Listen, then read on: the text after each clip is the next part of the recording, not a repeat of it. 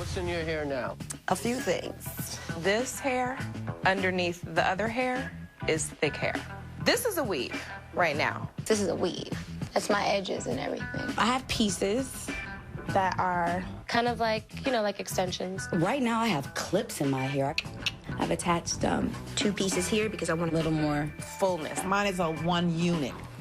Like that.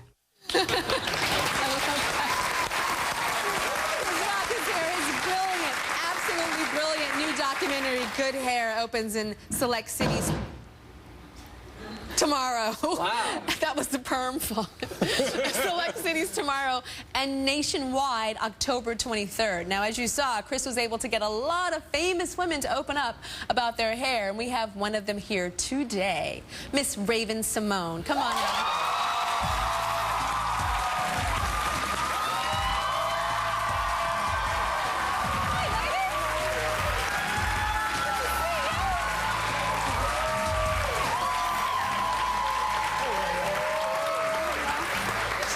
Sexy.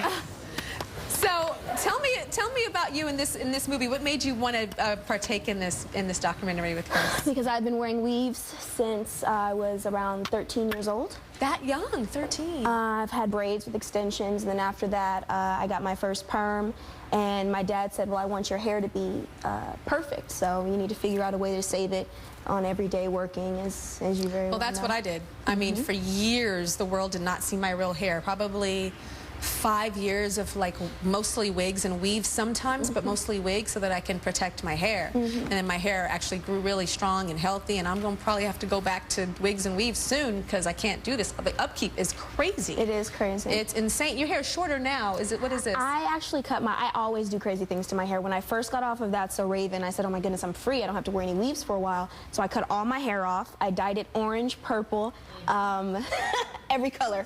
Try me.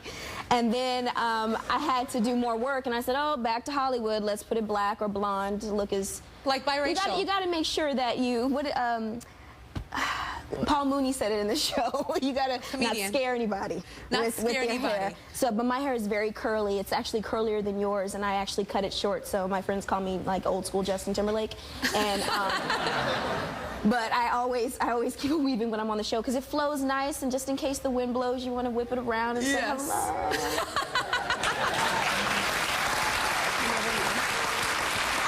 When I was watching the documentary and we just showed it, like I was laughing so hard when you pulled your weave left and right like that. I don't had its own mind. Always, I don't care. You have no weave shame, do you? I will let somebody know, and it's funny because I heard you talking about how you don't want your guys to know. I invite them to see. Yes? Just so they know what's going not down. Oh, really? So that you know. Should let them see the weave going in? Okay, what? I will pull it up. See, look, don't think that this is mine, because just in case something happens, it's not going to happen that way. No, this is not mine. In case what? I mean, like, you know, in case we get to know each other, you need to know that my hair is natural. This is just, you know, this is just for show. It's a hat that you put on for... I don't like to call it a hat.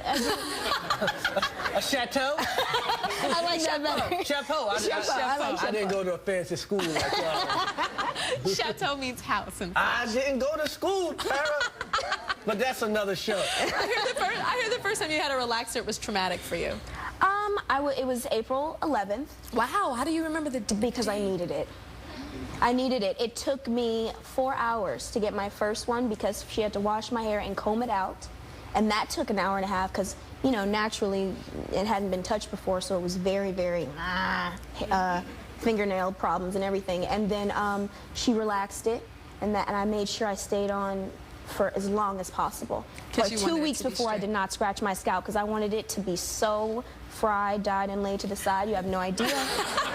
I was not playing around. So she washed your hair before relaxer? Like, I don't wash my hair before I do relaxer. Well, I hadn't washed my hair because I was afraid to go like this and everything, so she had to brush it out. And it was just kind of a soft wash. Like nice little light thing. What about hair disasters when it comes to, like, you having to be on your show, That's So Raven, anything?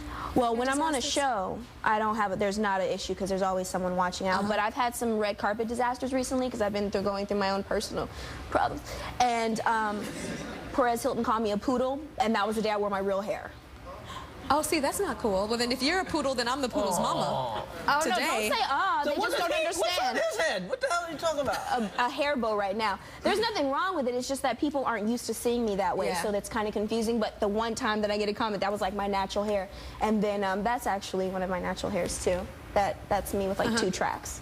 So I switch it up. Okay, well, what's going on today? I have a full closure going on today. Okay. Because my hair is really short and it won't cover the track because I like to keep it. So it's a weave that's totally, everything's braided in. There's like baby hair out. Just a little. Just a little. I don't have a problem. It'll come off, but not right now. Do you ever have the issue?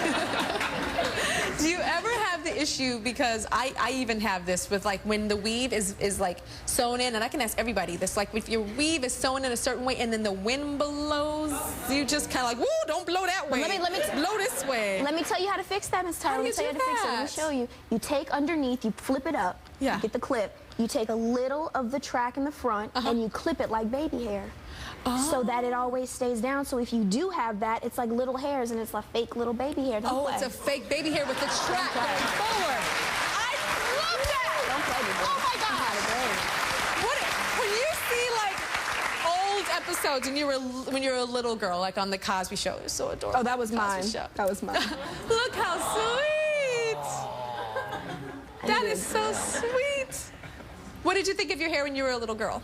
I loved my hair because it was long and fluffy and beautiful, and as soon as I started to play with it, it went away and it never was the same.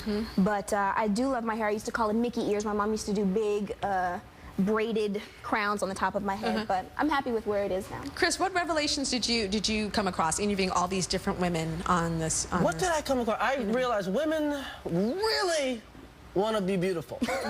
More than anything else, they want to look good more than they want to feel good. Yeah, it's true. It's like, can I look like what's the girl, Posh Spice? If a woman, her hair, I try to find a weave like that. You know, black women I found that wanted to look like Posh Spice. That a woman, if you can make a woman look like Posh Spice, she'll put up with chemotherapy to look like Posh Spice. Like, hey, this say what? And I know you also found out that women will pay like for a weave before their rent. It's weird. Like, I knew like Beyonce would spend $5 grand to get ready for the Grammys. I didn't know Kiki was spending $5 grand to go to AT&T. That was crazy. And I'm up in Harlem at a beauty parlor, right? And women are paying $5 grand for weaves, and it's like the spot's right next to an abandoned crack house. Like, they don't even have enough crackheads to keep the crack house going. But women still, they got that money, boy. Well, thank you, Raven, so much for your honesty and for this. I love that. One of my favorite parts of the documentary. No worries, sweetheart. We'll be right back.